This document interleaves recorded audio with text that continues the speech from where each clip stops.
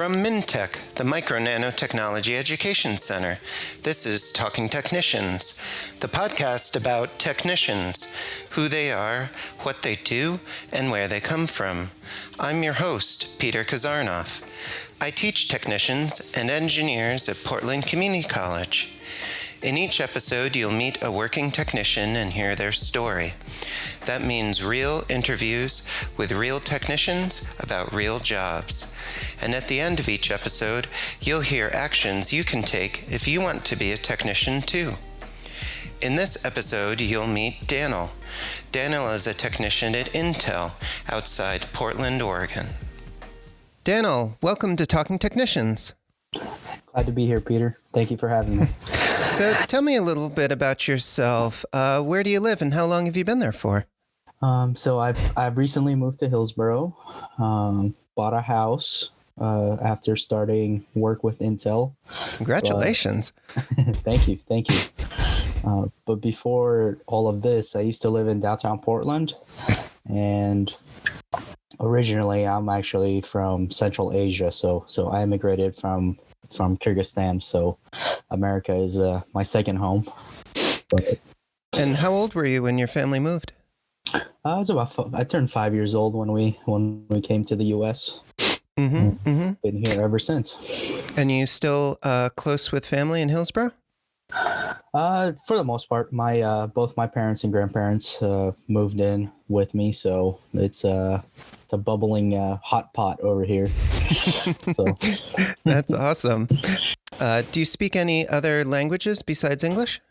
I do. So I still have my Russian, and I ended up taking German during my high school years.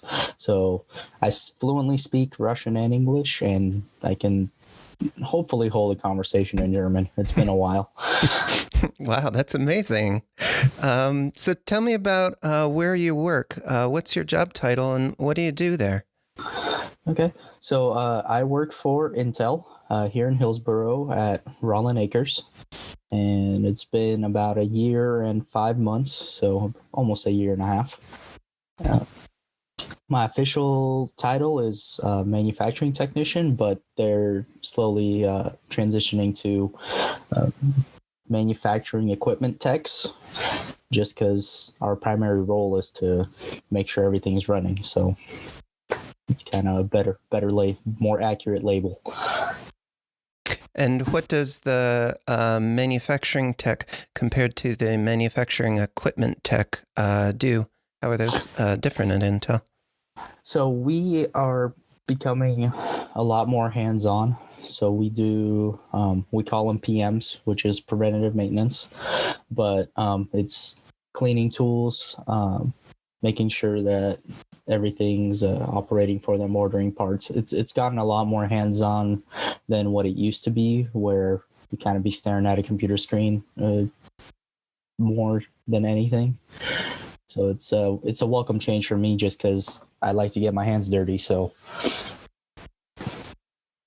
And do you know how much entry-level technicians make at Intel, just in general? It somewhat varies slightly on experience and your degree, but I started at about $21.50. $21.50 an hour? Nope. Yes. Mm-hmm. And then, what kind of work schedule do you have to work on? So Intel has several schedules. We got, let's see, 1, 2, 3, 4, 5, well, 1 through 7. I work shift 7, which is on the tail end of the week. So I work Thursday through Saturday every week, and then every other Wednesday. So it's an awesome schedule. I love having, I work 4 days, then I relax for 4 days. It's an awesome work balance. I love it. And how many hours a day do you work when you've got one of those work days? So it is a 12-hour day, but with how busy things are lately, and it goes by. I don't even notice it. Mm-hmm. How do you interact with other technicians at Intel? What do you do, like, for example, at the start of your shift or at the end of your shift? So we have a pass down schedule. A lot of it's online, so you make notes and you can share it with anyone who's going to be looking at that pass down. So that's one way to communicate. But we have our own cell phones, and it's basically we have a special communication hardware on those phones that we use to talk in between with each other. So. And do you interact with engineers and scientists too in your technician work? For a lot of it, it's engineers and engineering technicians. I'd say more engineering technicians now, just because of COVID, and they're trying to limit how many people are in the fab.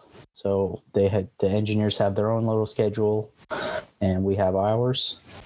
But for the most part, it's engineering technicians is who we interact with. And how did you become a technician? What was your work experience before you worked at Intel, and what was your education experience to become a technician? So I was a concierge before I was a technician, and I did that for 5 years. And during those 5 years, I attended PCC. And that's where I got my 3 associate degrees from, one of which was for the MET program there. And that was, I think, the main ticket that got me into the door at Intel. And what was the hardest part of that technician education program at PCC? Oh, man. I mean, I'm not the biggest fan of math. I respect it and I understand I need it for engineering. So probably the math portion of it was always the most challenging for me. I enjoyed all the experiments. I enjoyed all the hands-on activities and our field trips. And I mean, it was a really awesome program. I think there's a lot of things that the program does really well to prepare us for what, the line of work that I'm in. So I found it invaluable. And how much did you know about technician jobs before you started at the community college? To be honest, not that much. I've looked at Intel, I've looked at Boeing before, and the jobs I was looking for were engineering jobs. So it meant having a bachelor's or a master's.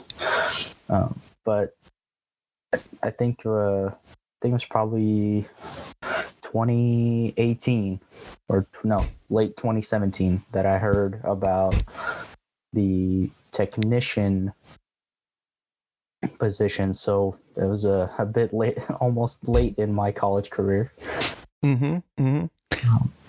What advice would you give current students or people who want to transition careers to become technicians? I say go for it. Right now is an excellent opportunity, despite COVID and whatnot, but companies are going to be looking for technicians. And I mean, getting that 2-year degree, I mean, it opened a lot of doors. I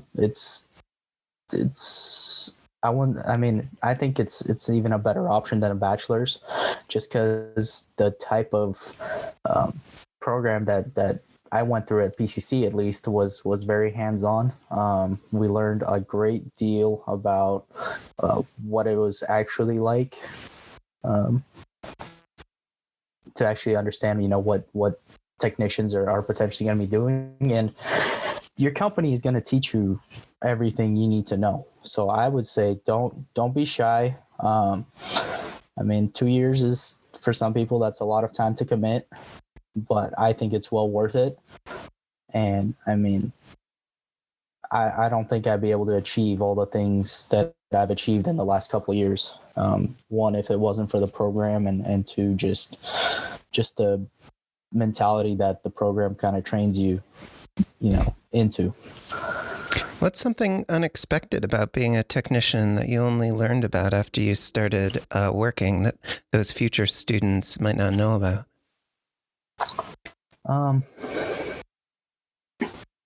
Let's see. That's a good question, Peter. uh, How let's about see. what was your first day like? What did it feel like your first day at work at Intel? I was shocked just because I did not. I actually Intel wasn't my first choice. Boeing was. But I ended up interviewing with Intel first, and I had an offer from Boeing, and Intel just gave me a better one. So, and I really appreciate it just because the benefits and all that. I think I can't think of another company here in Oregon that could give you the same terms that Intel can. What are some things that made that Intel offer more appealing to you? Well, I mean, the obvious one is a little more pay. Mm-hmm. So, you know, that was great. But also just knowing the schedule that I was able to, just having that schedule was a huge blessing, just because for me, taking care of my grandparents, you know, it's going to appointments, it's going grocery shopping. It just allowed me to have that flexibility that otherwise I just would not have. So it sounds like a scheduling flexibility was important to you. Well, in our day and age, I think that's probably the second thing that people look at besides, you know, how much money they're gonna get is what sort of schedule am I gonna be working? Just because I'd say every year things get faster and faster, but I also noticed that some things get slower and slower. Just because with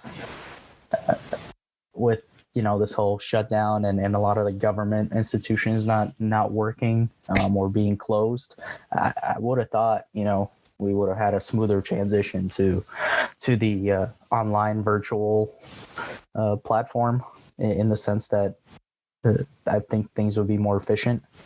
But I feel like it's the opposite right now. So we're winding down. Any links that we should include in the show notes? Oh man. Like physical links? Sorry, I just wasn't. Well, we could put in links, for example, to PCC's program or links to Intel. I would for sure links to PCC, just because I mean, I'm going to be totally biased here, but man, I love PCC. I loved all the instructors.